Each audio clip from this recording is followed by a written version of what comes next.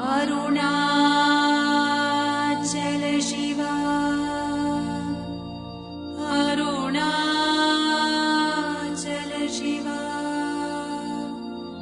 Arunachal Shiva, Arunachala.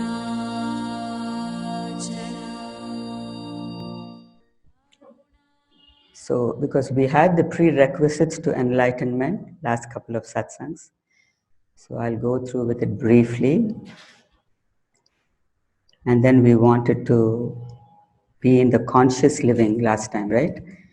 So, those of you who were in the last satsang, how many were consciously living for the couple of days?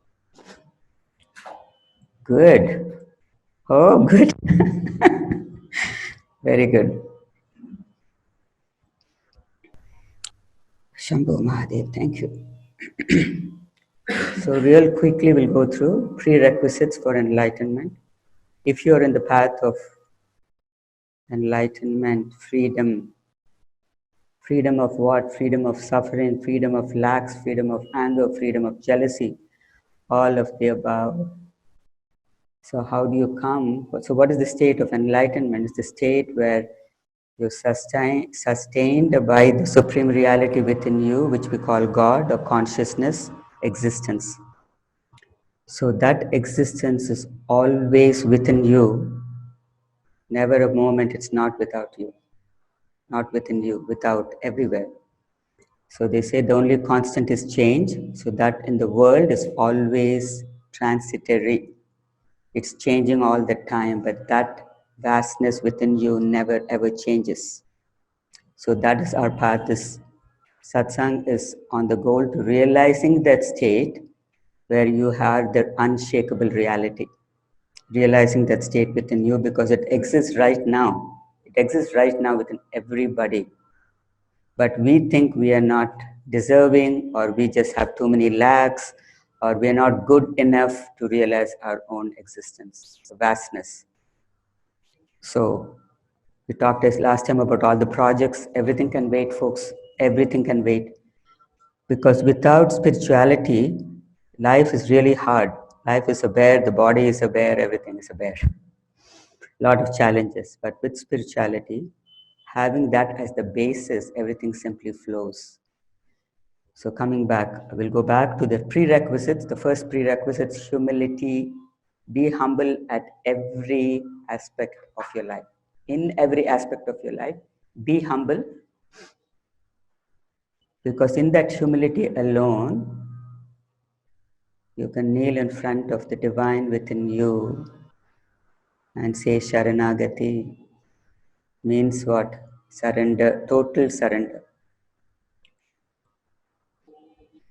What Ramana says is total surrender simply drops everything that is false within you and recognizes that which is the infinite reality in that moment.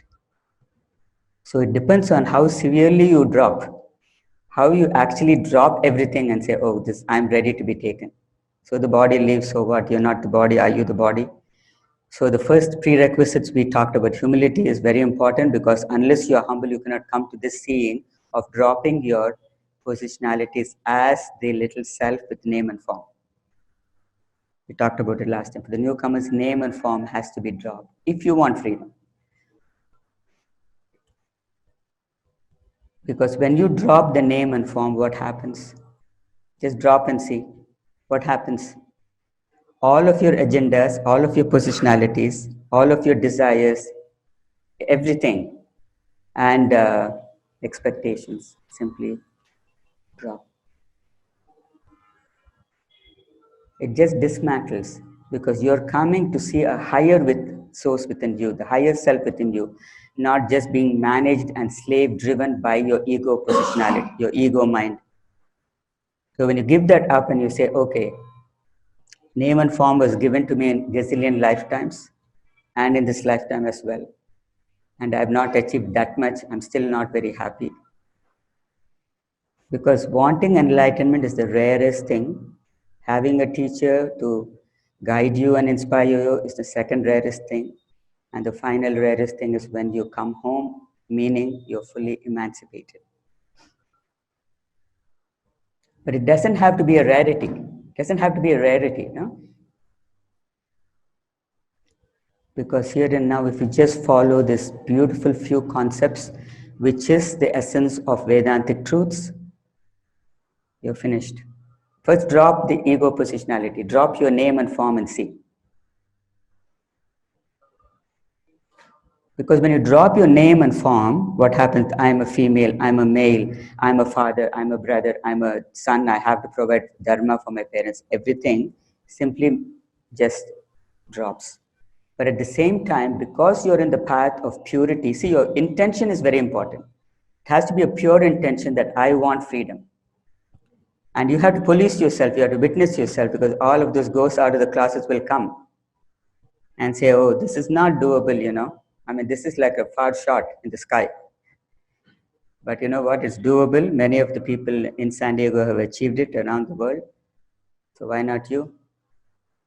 Because that's what I see in all of you. I mean, you are already enlightened beings. That is your true nature. That great existence within you is your very true nature. Even before you find it, it's your very true nature. No? So how do we go about doing it? So dropping the positionalities of name and form, and after that, Sharanagati, letting go. Before Sharanagati comes letting go of your little toys. You know, because you say, I want freedom. Coming to satsang, then you want your little toys. Just one more desire, ma. Just one more, and I'm finished. You'll never be finished, because when you finish that desire, one more will creep up. No? So dropping, letting go of all of these expectations, everything. And then coming to the total Sharanagati, total surrender. Humbly speaking, in my life, surrender has been the most fantastic thing for me. Some of it came easily also, like Purusha was sharing the other day.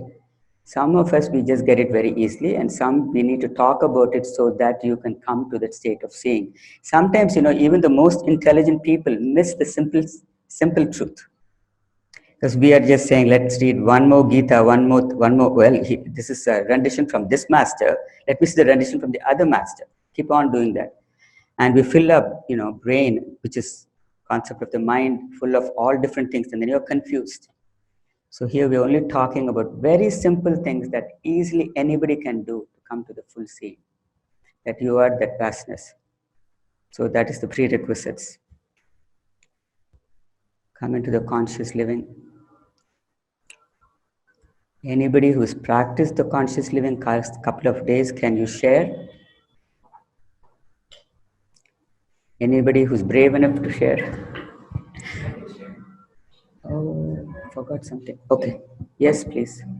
Yeah, go ahead, Anita. Give it, Anita. I was consciously aware of how unconscious I was, and so strongly. Even when the waves come up, I'm still watching the waves come up, but they're still coming. Yes. Yeah. Good. So how do you feel when the waves come? Hold on. It's the mic.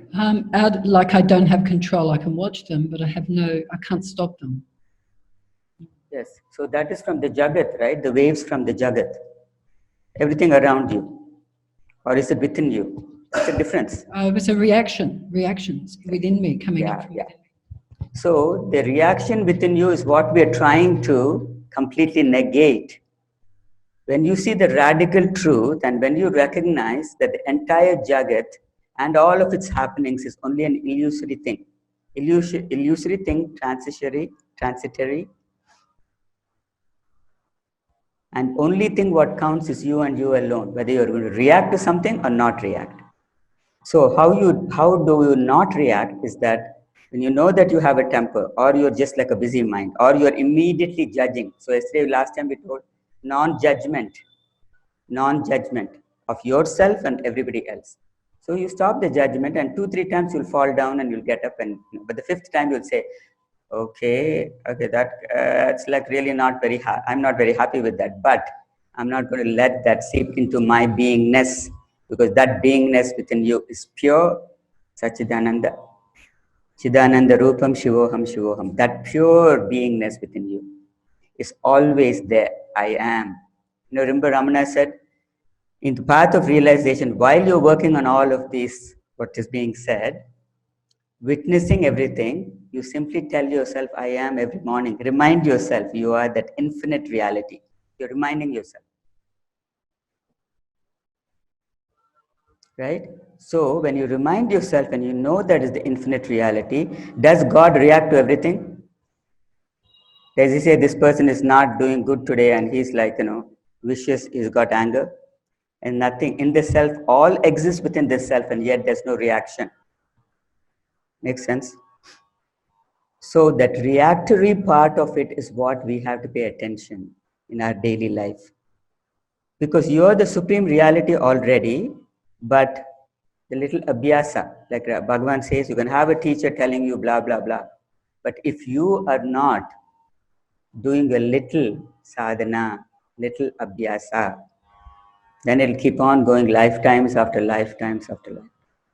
Even if a person wants to, say like, oh, it's like really hard for me, I keep pushing them because I see the capacity within them. Pull them in, they'll go back. Pull them in, they'll go back. That's why we need a guru, no? Guru principle. I don't even call myself a guru. Guru principle, simply a little bit. That person has been there, done that. There's a chair for you in front, Prashant. You want to come? So, witnessing. So that's why we have to be radically truthful to our experiences. Everything be radically truthful. Don't say, well, when I come to the satsang and I sit there, it's like really beautiful. I have no problems, right? Then you go out there and this dog is barking and you just want to like slap it. How long have you been barking at everybody? Let the dog bark. So what? Can you come to that state of seeing that nothing completely bothers you? That is enlightenment. That is emancipation. That is moksha. And so how we go about to come to that state is what we're seeing. So conscious living. Anybody else want to share? Shenapuna, you said it.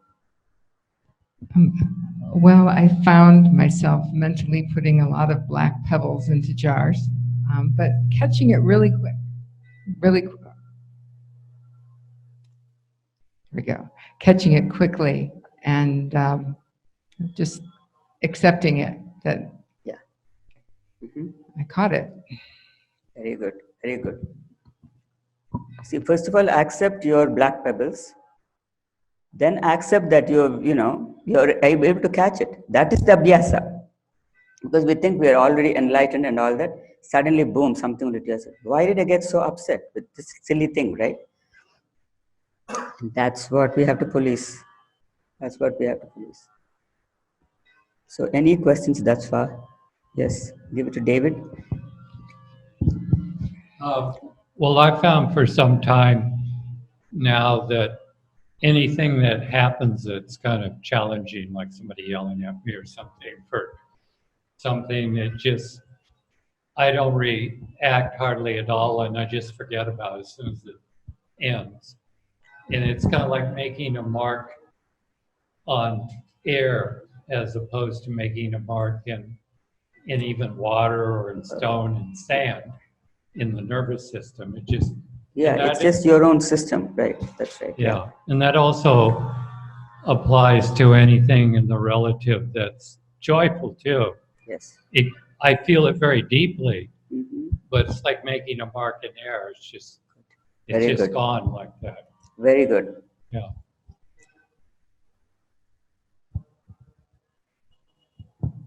So that's all it takes. It's not easy. I understand it's not easy.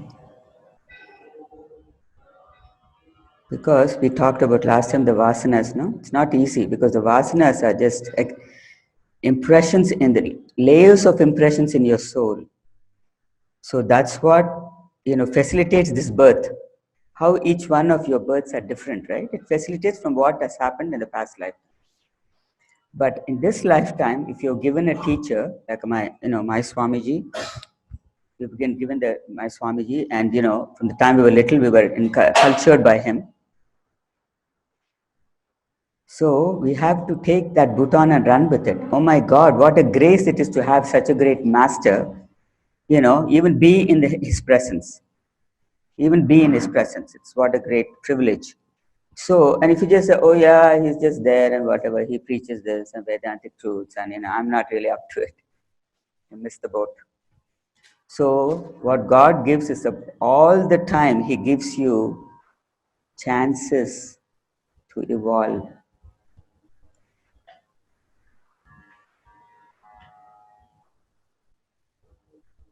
See, between B and D, between birth and death, there is a C. Between birth, unavoidable. Death, unavoidable. Already preordained. But between the two, what is there? A C, which is your choice. You can make a choice this moment to transform your life. It will take a little bit of effort. Deepa, the door is opening, can you close? You have to take the chance. You have to be. That's why my Swamiji used to say, be a warrior angel. You have to be a warrior angel because otherwise it's not possible. You have to keep fighting, plowing through that,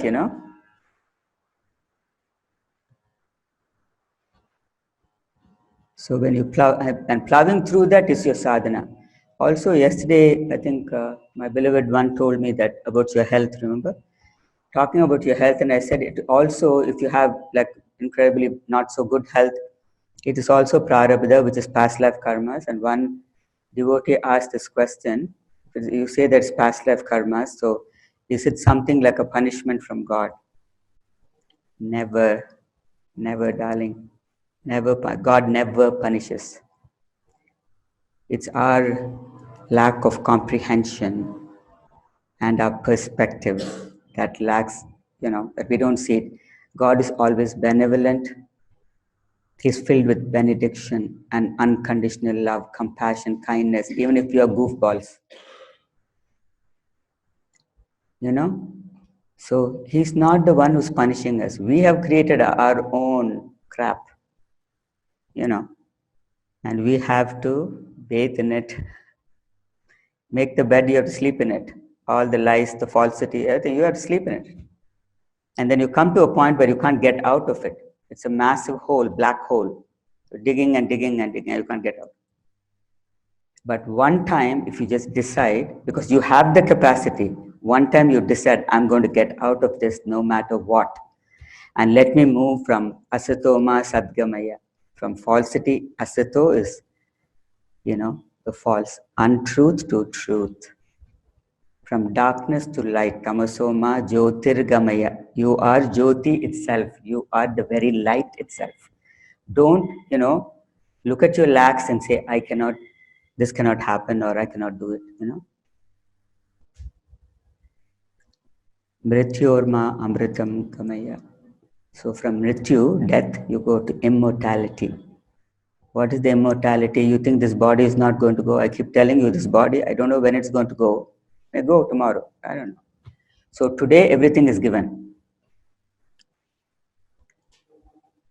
So the immortality is you are eternal now, right? Your soul is eternal. You just, manifest in these different bodies. You die one day, you go, whatever. But if you want total freedom, then you don't come back at all in any body. You're one with the Paramatman. But it's okay. So conscious living. Conscious living is being able to witness, catch it in the now. Conscious living. What is conscious living is when you have a habitual blah, blah, blahs and you're just too lazy to transform or change anything. Oh, this is my habit, like, oh, do I have to really sit and meditate today? I still am like in a daze and so I want to sleep another hour. Starting from that to seeing all your falsities. Okay, 2 falsities in the day you check out, you cancel and see how beautiful you feel. Actually, you'll feel a little lighter because you're just clearing out all of that stuff. So conscious living is looking at every aspect of your life and conducting yourself to the best of your ability. Actually thinking, how will God conduct himself if he was in my place? Even if I am like completely down, I don't have any money, I don't have any good health, I don't have anything, nothing, how will God conduct? Let me start from ground zero. How many people have started from ground zero because they have a little bit of spirituality? You can do that, right? So you have so many challenges, but you can come out of it by understanding this. Every moment, whatever you want to change, you have the choice to change it, to better your life. See, even if you don't get the external things, at least in the heart you'll be happy, no? Because you're staying in a state of compassion, love, exuberance, Chidananda Rupam. You're the embodiment of pure joy, love, and consciousness. So you'll be doing that. And as you are doing that and going by, doing little things, suddenly you'll say, why, how come I'm so happy? Because there's no falsity, you've cut it all off. There's no reaction to any environment. And don't give me the excuse that, in the world, that's the way it works. If I don't do this, it will not work. Of course it will work. It will work beautifully. So many corporations, the head of the corporation have gone into a spiritual path, into meditations, the entire corporation changes, because they have compassion. If the self is only one, you and everybody, this one and that one and all the manifestations are only one. One light, one beingness, oneness, one self. That's what Bhagavan says. So when you come to the state of oneness, would you ever have any conflict with anybody? Would you not love yourself in that person's form? Would you not love? No? So there goes the conflict. So where's the conflict? So if you're able to love, there's no reaction either, right? Where's the reaction? If you think that self is only one and every person who's pushing your buttons is your own very self, why would you get angry? You just cannot.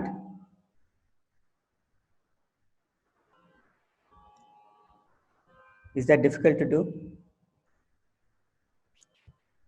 So what I'm saying is just be. Like I told you, it's beautiful lotuses. Look at this lotus, okay? Like I told you that day, this is beautiful lotus. It doesn't say I have to be pink, I need fragrance. How come lotus doesn't have fragrance? It doesn't complain. It simply blooms for the sake of blooming. Love for the sake of loving, folks. Love for the sake of loving, because love is God. Love is God. Some people, it's hard for them to love. But remember always, every human being says, please love me. Please love me. Thank you for loving me. That's all. And the moment you give love unconditionally, without looking at his lacks or her lacks or whatever, simply unconditionally, that's what is given here. I don't have anything to give you. Whatever flows from him is what is flowing. The one thing I know that it simply flows from is the unconditional love. Whether you came one day for satsang or 3 days or 3 years or 4 years, same. Then aren't you the walking God? Aren't you the walking temple? When you become that with no expectations, with no desires of simply even putting food in your mouth. I don't even have agenda to eat, but when the food is in front, of course here I have a luxury thing, servant. So I sit and have sumptuous meal, no problem. But if that meal was also not there, will I be okay? Of course. That's what I'm talking. We have all these agendas set up in our lives that, it has to be this way. I'm the, head of the company, corporation. I'm a surgeon who's got excellent records. Here is a very challenging patient, young patient. And if I don't bring her back to life, like whatever, that's an agenda. But if you are in total Sharanagati, Lord, if you want her to live, may thy will be done, not mine. go and do the surgery. The girl wakes up. Can you surrender your puny little life like that? And coming to see your own immensity. Because you know how there's this manifestations and all secret and whatever. I've told a couple of times. Self is really bad sometimes. So manifestations, really, can you manifest? Not until you come to the state I'm talking about. Not until you come to that purified state of consciousness where simply manifestation happens. So one thing I've been, it's been coming up in my meditations. So I'll come, I'm kind of going forward a little bit. So how do you come to seeing that immensity within you? How do you come? So one little trick, one clue is when you wake up in the morning, you're in Sushupti, which is deep sleep. Okay? So early morning, the first jagran you get, first awake, like as soon as you wake up, within a few seconds, the ego slaps you off. Your name, your form, what you have to do, everything. So that few seconds after waking up and before the ego positionally comes in, it is I am. So if you cannot move physically, I know we'll have to go to the bathroom and all that, but just for a few seconds, you can just stay. As soon as you wake up, you're awake, I am. And just stay. Don't move, don't do anything. That's where you will see your true self. Simply like the blazing light, the radiant light you will see in those few seconds. And if you do the abhyasa, it'll be few minutes. And that itself is spectacular. Few minutes itself is spectacular. So big secret. All the great masters have said it. See, in Sushupti, last time we said, in Sushupti in deep sleep, do you know who you are? When you go to sleep, you drop all your name and form, right? When you are fast asleep, how do you know you are so-and-so? You drop your name and form. There's no Jagadish, there's no Simona, there's no Sako, there's no nobody. You just are. In that vastness, you're forgetting. Somebody, puts a thing over your chest and kills you, you'll go, Hari Om Tat Sat. You're not aware of it, right? But somehow when you wake up, you say, oh, I slept well. I slept well. The awareness is always there, but you're not aware of the awareness being there. To be aware of the awareness being there, when you get up in the morning after Sushupti, just few seconds, you catch that brilliance of you. Then you will know, wow, this is pretty brilliant, just for 2 seconds, 1, 2, that's all. It'll come, then your ego mind will come. Slap you and say, oh, Narendra, what is that you're lazing? Don't you have to go? You have to simply give the ego mind a pink slip. In America, we say pink slip. Bye-bye. And take your Mandasana. You sit on the emperor's chair or the empress chair and you say, I'm conducting my business, my own choice, my own meditations. What facilitates in my meditations, what inspires me, what sustains me is what I'm going to do. Not be a slave to this one. Right? And that is a total freedom. Because at that point, you have no idea how your freaking life is going to turn out. You have no idea. But I'm challenging you. Can you drop that and come to the total Sharanagati? That's what it is. That's what Sharanagati is. When you are in total Sharanagati, take it. See, the thing is, in my puny life, right? After the surrender started happening, I had no clue. Just simply left everything. I had no clue what's going to happen next moment. How am I still sitting here? All those surgeries, all the blah blahs. When the death is knocking on your door, say like, okay, God, take me. Do you have the courage? What is that you're holding on to life for? Isn't it for freedom? Like I told you last time, Ramana Maharishi says the only useful thing for a human being in this life is to know who you are, is to be enlightened. And we're striving.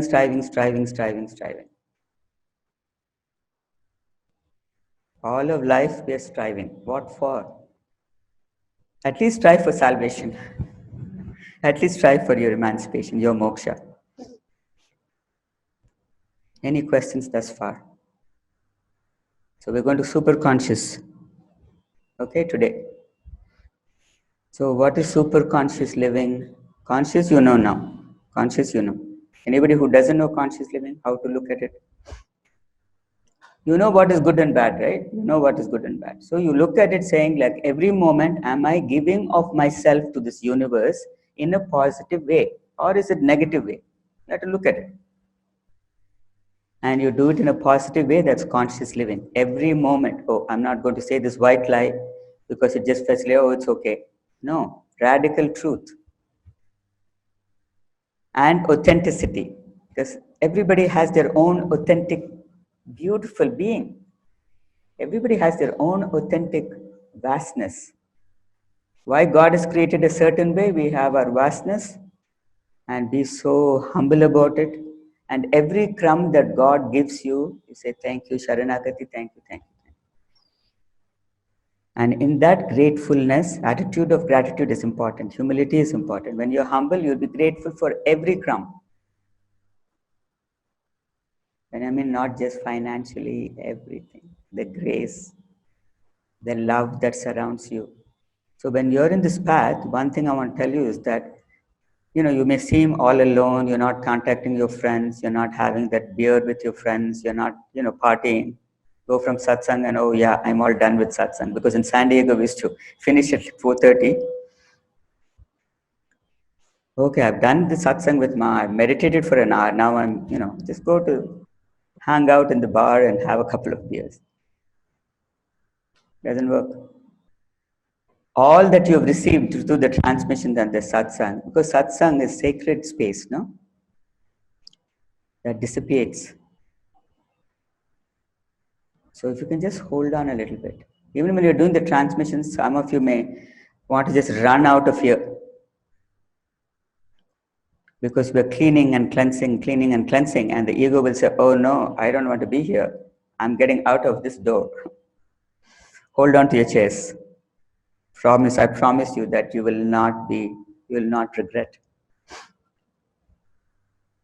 So going to super conscious living, you want to know? You can handle it? Super conscious living? I'm not getting any feedback. Can you handle?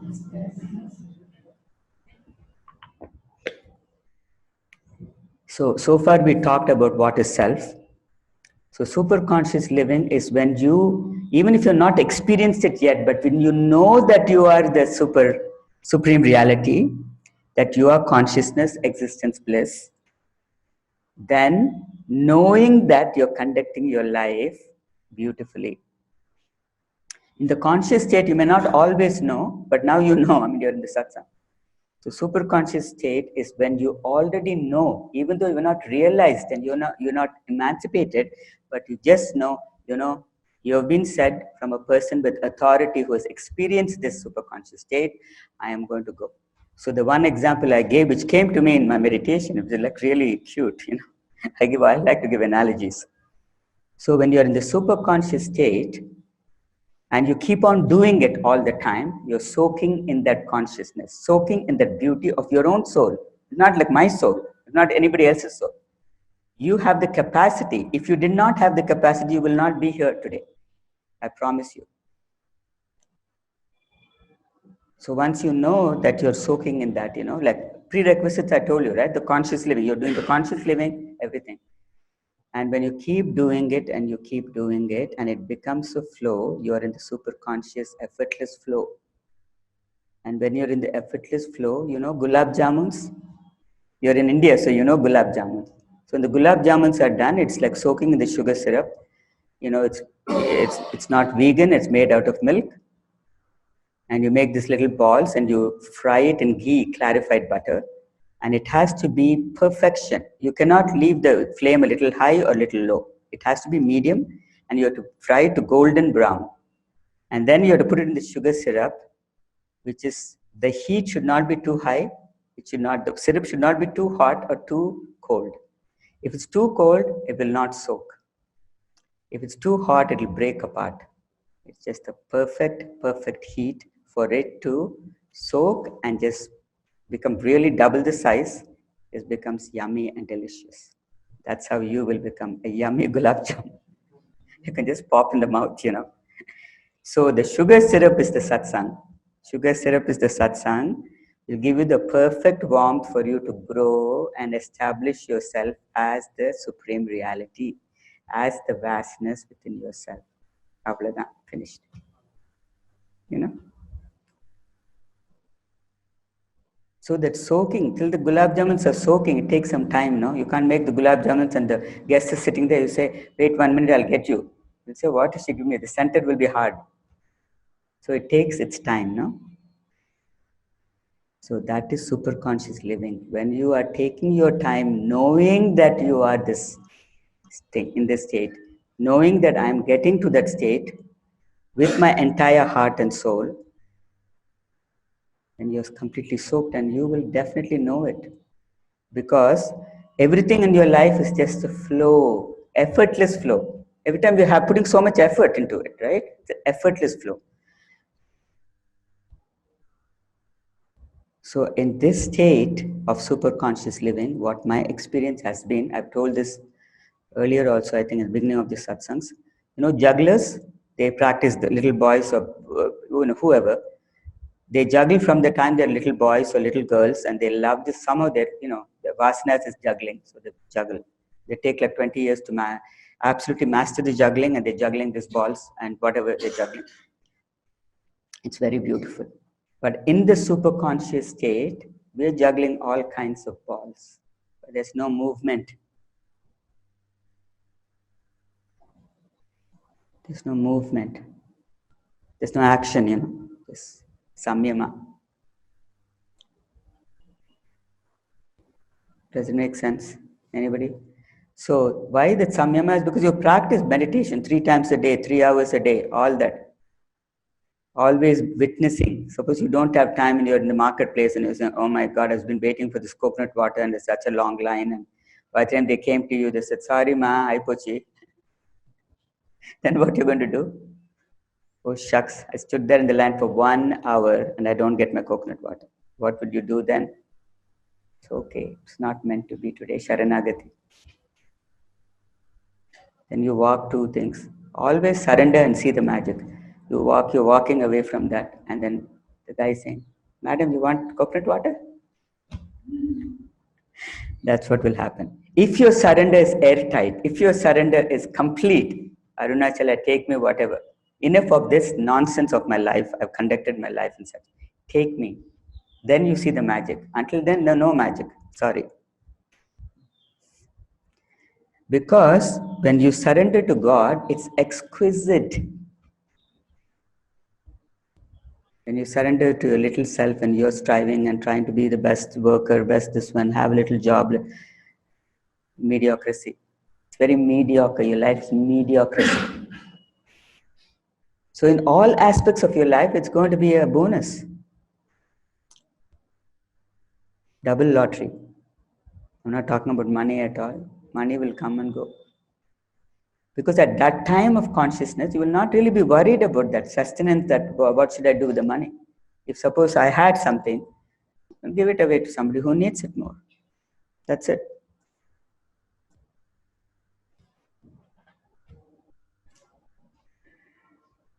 So when you cannot just give, when you have, let's say, $5 or 10 rupees, and you're holding on to that saying like, tomorrow my breakfast, and some poor lady comes, can you generously give away that also? It's very important. That's conscious living. Not thinking of yourself at all. The only time you think of yourself is enlightenment. Because you and you alone can make yourself free. Those who have come home, I give them entire credit because they have done their sadhana. I don't take the credit at all. I think 43 have come home.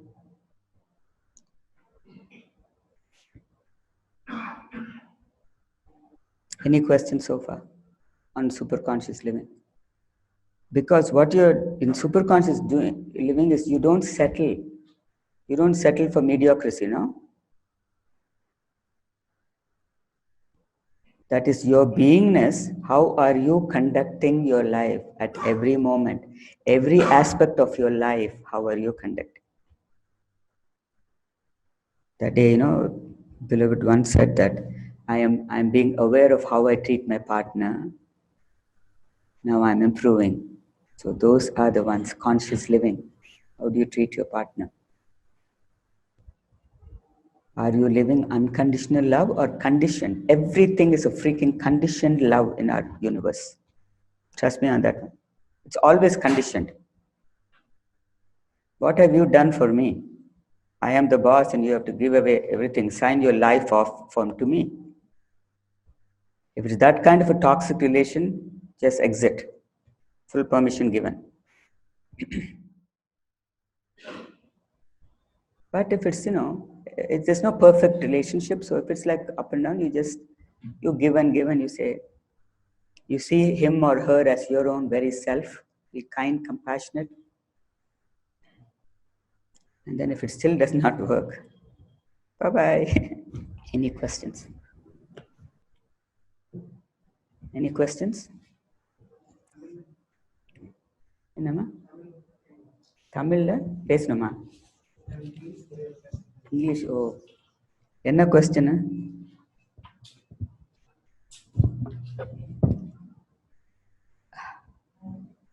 என்ன question தமிழில் கேளுங்க. தமிழ்லங்க. நான் try பண்ணுறேன், எனக்கு தமிழ் அவ்வளோவா வராது. Try. இங்கிலீஷில் பேசலாம். எனக்கு தெரிஞ்சு இங்கிலீஷில் பேசலாம். இங்கிலீஷில் எனிதிங் கொஸ்டின். ஸோ லாஸ்ட் 4 மந்த்தாக வந்து எனக்கு மனசு சரியில்லை. வேலை வேற விட்டு போயிட்டேன். அதனால க்ளோஸ் ஆயிடுச்சு கம்பெனி. வந்து ஹோய் கம்பெனிலேருந்து வெளியே எடுத்துட்டாங்க. நீங்கள் சொல்கிறதுக்கும் நாங்கள் சொல்கிறதுக்கும் லிங்க் ஆகுது. அதுதான் நான் சொன்னேன், வேற ஒன்றும் link. Yes, you're sharing. He's just sharing. Okay, thank you very much. He's just sharing that he lost his job and he doesn't have any money, like what I said, but he has the understanding of the essence of reality. He has the understanding.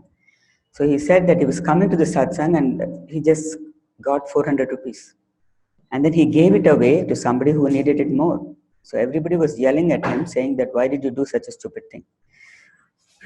So he was saying that I'm just dedicated to Arunachala and the God within me. And so that's what facilitated me to do that. And that's what I did. It's very beautiful, no? So beautiful. ரொம்ப நல்லதுப்பா. நீ வந்து உலகம் என்ன உனக்கு சொல்றதுன்னுட்டு நீ, அதுதான் நான் சொல்றேன். இப்ப வந்து உலகம் என்ன உன்னை பைத்தியக்காரன் சொன்னா கூட, you don't change your path. Thank you, Lord. You don't change your path. God is love. So whenever your heart says, I want to give, you give. Don't bother about these people. Now these people are the Jagat that I'm talking about. These people are the world who does not understand your capacity to give, your capacity to evolve, your capacity to recognize the vastness within yourself. They do not know. Because they're not in the path, it's okay. Like Dr. Hawkins said, 78% below non-integrals. Now we are moving along, so maybe 80-82%, I don't know. But anyway, majority are below. Thank you, Shambhu.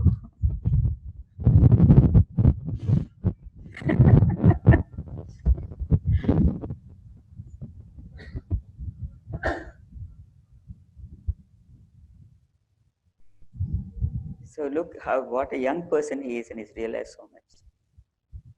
So நீங்க வந்து உலகம் என்ன சொல்றதுன்னு பாதரே பண்ணாதீங்க.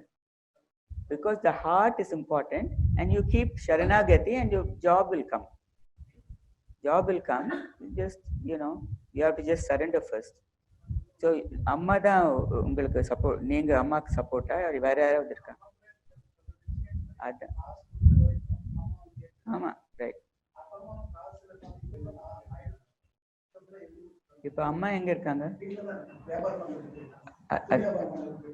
But where is she? Chennai or here? In the Thiruvannamalai. Oh, Krishna.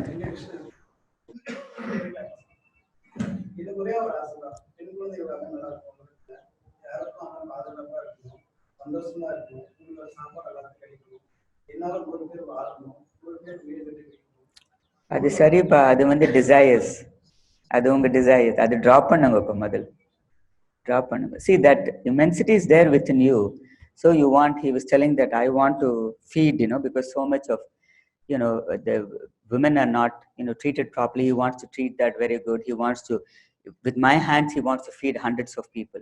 So I'm telling him that is also a desire which has to be dropped. Even the good desires have to be dropped. It is still a desire. And it's still a positionality. நீங்க அதெல்லாம் drop பண்ணிட்டு go into your heart and summa just say sharanagati. And if something comes, the money, bless you, money comes also, you just say, okay, this is for my mother, and you give. I mean, that he was telling me that his mother, when he gives her the money, she's very happy. When he doesn't give her the money, she talks like everybody else. So that's why even unga amma, appa, siblings, ellarume, they are also part of the Jagat. They are also part of the world. So you have to very firmly stand in that superconscious state and say it's okay. Summa, you just unconditionally love your mother and all these people who are telling these things, conflicts, just unconditionally love them, but just be quiet. But you have to drop your desires. And the desire drop pannada, whatever may thy will be done. Upon one time he will pick you up and say, hey, what's your name? Huh? Your parent? M.S. Sridhar. Sridharan. So he'll pick you up and say, Sridharan, idu panna enakku. Then you will simply do that, whatever God wants you to do. Just like this one is sitting here. I had no idea, I want to just go into a cave and just say,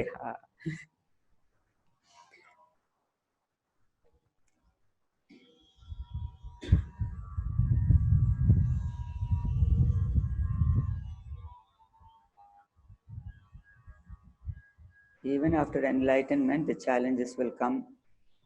Challenges will come. I'm not without challenges. I'm not without drama. It comes. But will you be affected? No. That's when the light. Are you affected? No. Whatever happens, don't be affected. Because if you're affected and you're reacting, what's the difference between you and the other person?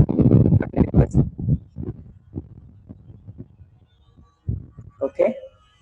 Any other questions? So we have a very special I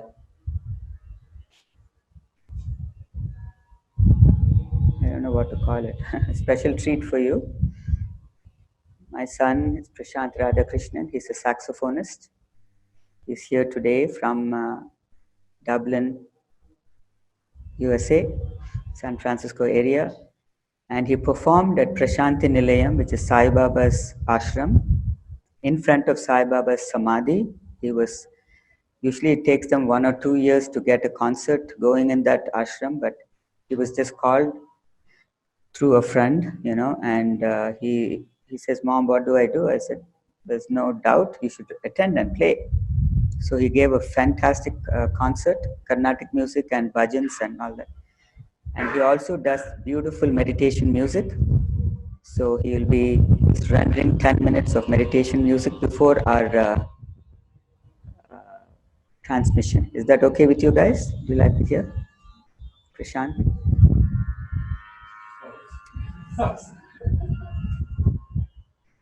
I got my fill, so it's okay. So any questions on superconscious living while he gets his saxophone ready? Any questions on superconscious living or any questions? Because see, even if it's, you may think like, oh, it's an ordinary question, I don't want to ask, please ask, because it benefits everybody, benefits the group. Even if it's a simple question, you ask. Because we want to know what your challenges are. And we want to also iron out the wrinkles right now. Because when you go, just the heat starts coming and yeah, go ahead, Anita. Even though I have glimpses and I can see this state, the fear that stops me, it's like a huge leap of faith to remain in that state. To what? To remain. To remain. To yes, really yes, immerse in that Yeah, state and yeah. stay there. Mhm, That is the challenge. mhm. I feel like that's such a big leap. Can you say anything on that, please? I'm not quite understanding. See, you feel the state quite a few times. Yes. Then you have a faith to just stay in that state. Then what? What's the question? You know, mind jumps in and says, "Oh, Right. you know, really, you can't live like that. How are you going to survive? Right. And what will your family do?" Right. Thank you. That's the most perfect. It's a beautiful question because very common for everybody. Did all of you hear the question? So she experiences that superconscious state or conscious state quite often, and she has tremendous faith and she wants to stay deep and delve into that state permanently. But then it comes back and the mind comes back and says, oh, well, you can't just live like this. That's what the mind will always say. Because when you come to that state, you're chucking out the mind, which is illusory anyways. There's no mind, no such thing as mind. Even Bhagavan says that there's no such thing. Mind itself is an illusion, and everything that the mind manifests is also illusion, which is the whole Jagat. And when you come to see that reality within you, all the illusion simply drops. It does not mean we don't embrace the illusion. We embrace it, right? But we know how false it is, so we are not attached to it. So that's why when I say lovingly unattached, be lovingly unattached with everything without judgment. So, going back to your question, when that mind comes back, you are witnessing the mind. You also have to witness I am and I have the capacity to be there. So, witness the mind coming up and doing blah, blah, blah, and then go back into your state. And do not believe what the mind says. Because if you're sitting 1 hour in samadhi and you just get up, then you'll take care of your clients and you'll take care of getting some food. Everything simply happens. But the fear the mind puts in your mind so that you will not go further in the path. So that fear has to be simply dismantled. And to dismantle the fear, you have to come to the recognition that you are the supreme reality. And if this is my path, no matter what happens, I'm going to go forward, including if the body leaves. That is emancipation. That's the death of the ego. See, the real death is only death of the ego. After that, you're free. You don't care when the real death is going to come. You see what I'm saying? Thank you. Yes, Prashant.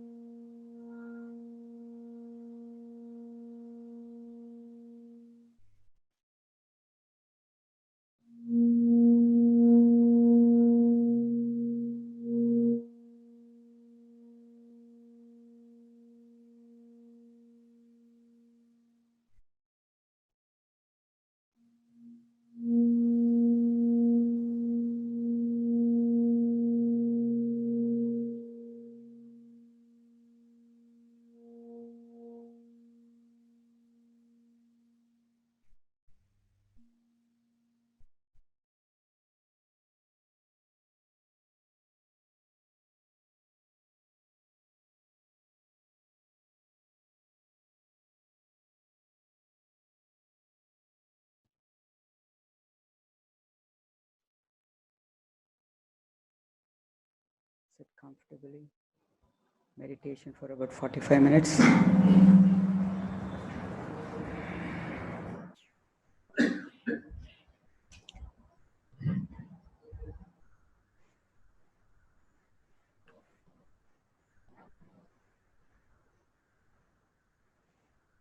I'll just take you into meditation, bring you out. When I say slowly come out, don't open your eyes. I will guide you to come out easily. Take in a deep breath, inhaling light, peace, love. And exhale, Letting go and dropping everything that does not serve you, dropping your positionalities, your name and form, your desires, your expectations. Just for this 1 hour, just take a little mini vacation from your little self, merging into the infinite reality within you. One last deep inhalation, inhaling light, peace, love, and exhale, releasing and dropping and just being, not being this or that, just being your true natural self, your true natural self.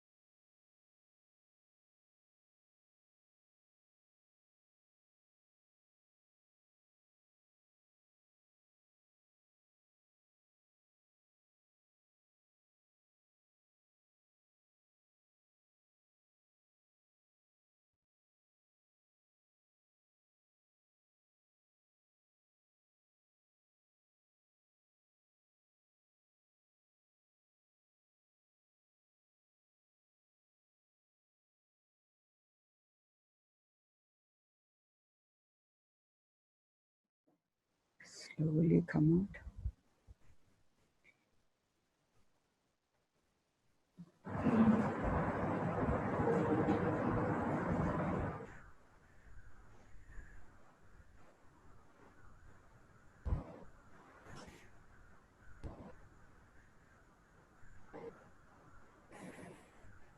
Slowly come out.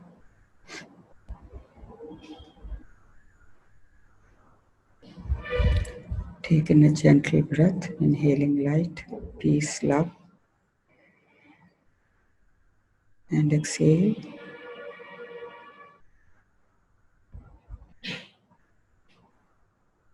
Dropping everything that came up to be released.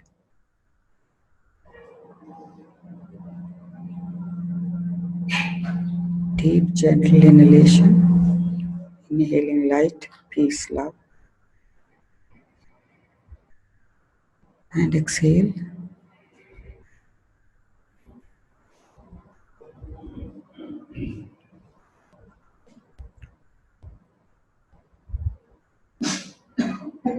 Making sure you dropped all of your desires, your positionalities, your name and form.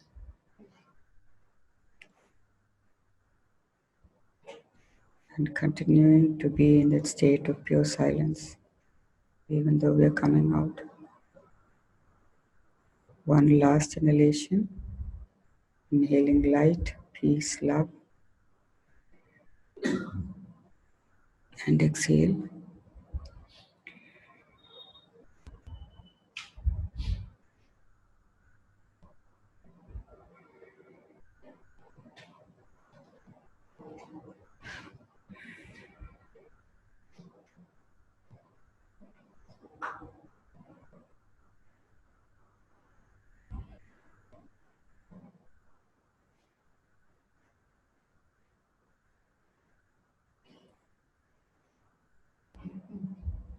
Slowly open your eyes when you're ready.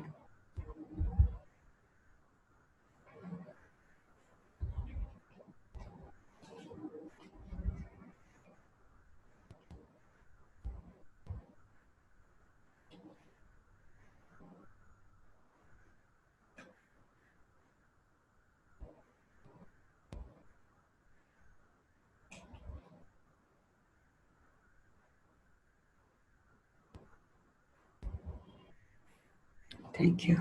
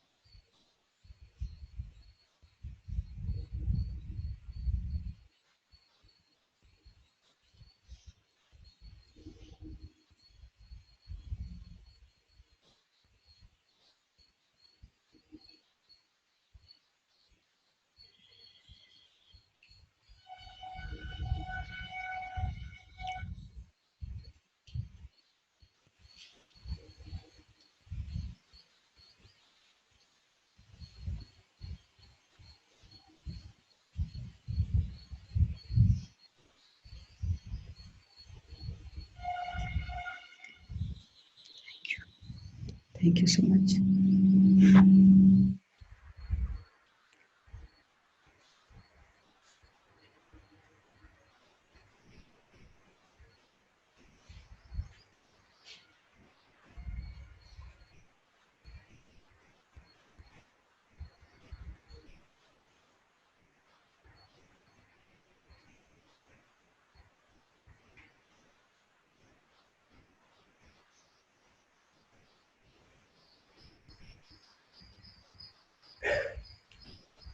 Thank you. How are you all doing?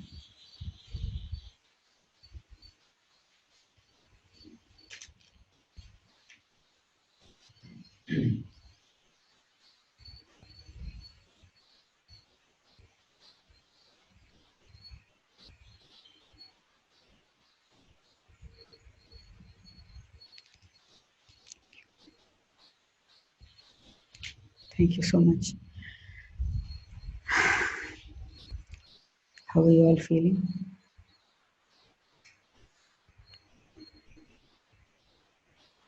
Emancipated? That's all what it takes. No? Coming to that deep silence.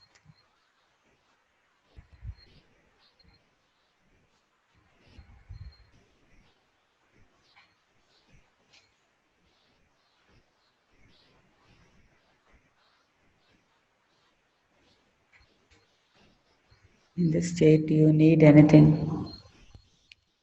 Anybody who needs anything?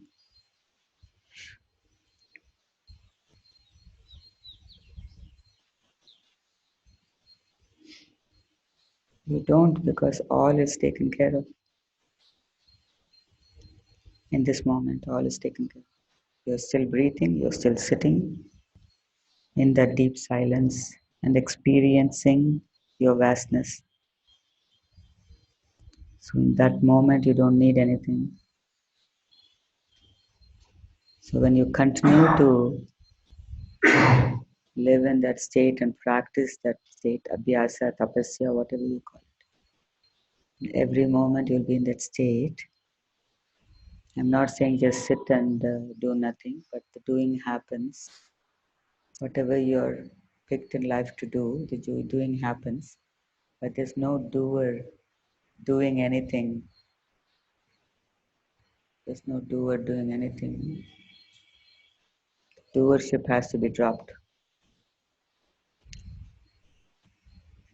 Because when you drop the personality, the name and form, the doer drops completely dismantled. The doer drops till the day you die, you will be doing something or the other. There's no doership. And hence the freedom. Right? There's nobody doing, hence the freedom. And still the doing happens.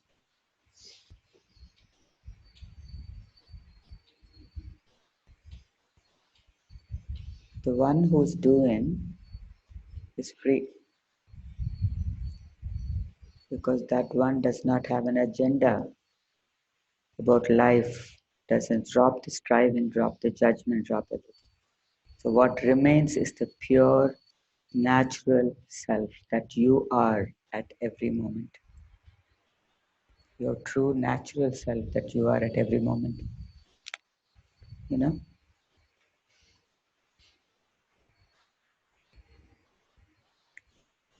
If you're feeling it now, even a little bit of the sweet nectar, if you're feeling it, why would you want anything else? Why would you want anything else of the jagat that keeps you completely enslaved?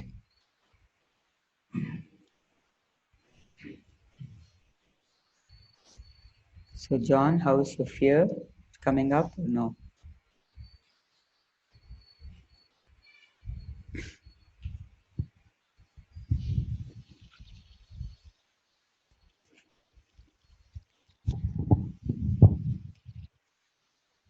Thanks for asking, but it's getting better because I'm so used to silence now that the one who has who has fear.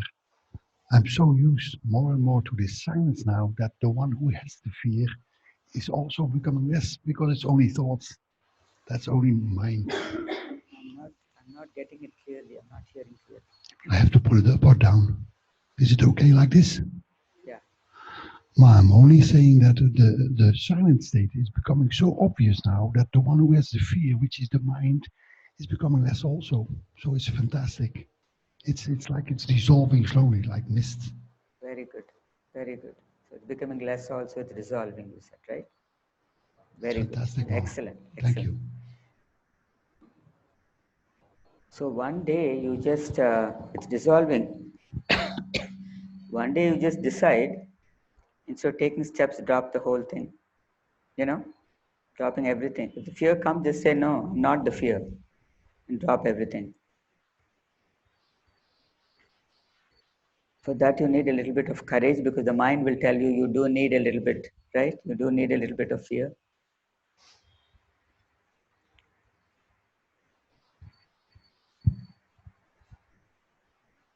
There's only one. No, it's okay. It's working. Well, there's only one thing still that is the difference between this alertness, silent state, and being drawn into the heart the way that Ramana is describing.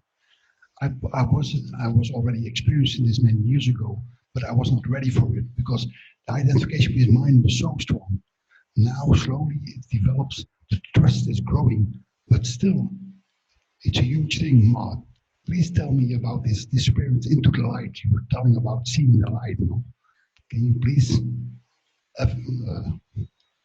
tell about this? Speak about this. So what he was trying to say is before he has experienced it many times, but he was not ready. So that's why your reality is always there, that constant. But one is not ready, then there's nothing can happen. You know, you can have so many gurus and you can go sit in Ramana ashram and do everything. But if you are not ready deeply, that's what I'm saying, radically truthful, being radically truthful. It's okay if you're not quite ready and the vasanas are coming, it's okay. But keep on coming to the satsang because you'll be smacked. And every time you're smacked, it facilitates enlightenment. That is here. So being in the presence of great ones, masters, you know, like sitting in the Ramana ashram and whoever, it's very good. Listening to the chants which, you know, inspire you. You know, when you're listening to the chants, you feel like something transforms within your being. Your heart just melts, the bhajans and things. But your focus should be enlightenment.